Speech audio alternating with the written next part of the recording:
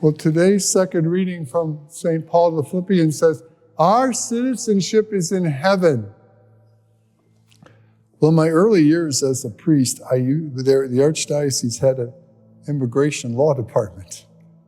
Mostly it was to get visas for priests and nuns to come in, and occasionally you would help some parishioners as well. And I learned immigration law, there's 3 main things you got to do. Number 1, prove where you're from. Number 2, someone has to sponsor you, family or business or church. 3, time of good behavior. I think now it's like 5 years. It's varied over time. Don't break the law, pay your taxes, be an upstanding citizen. And then you can become a citizen. 3 main steps. Well, those 3 main steps are also the 3 main steps in acquiring our citizenship in heaven. Because the first part, prove where you're from. Well, in the civil life, you need a birth certificate. But to heaven, it's a baptism certificate. Part 2, someone has to vouch for you. Well, that's easy enough. It's the 2 godparents that vouched for you when you were baptized. That takes care of the vouching part.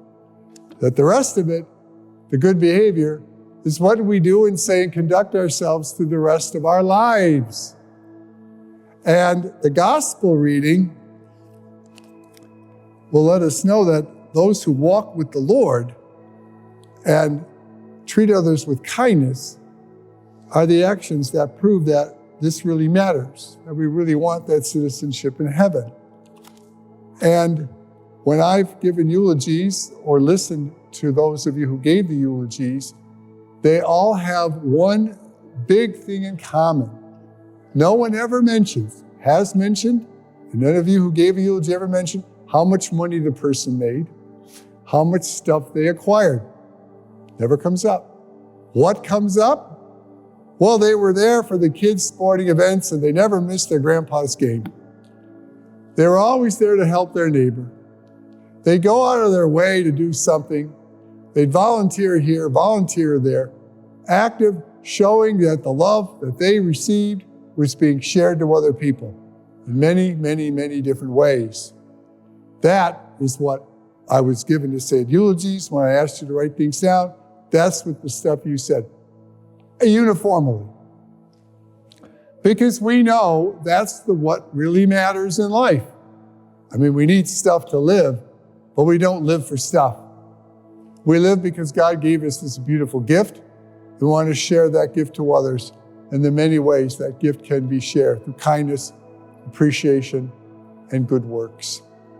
And that, in today, as we commemorate all those names on the banners and all our loved ones here today, those are the memories we remember, because that's what really lasts. That's what's important. And the more good memories we have, then the more we're inspired in our time on this earth. Be just as kind and giving and generous and compassionate to others when those moments come up. Because that's what it means to be a Christian. You have the courage to accept the love of God and then the courage to share that love with others.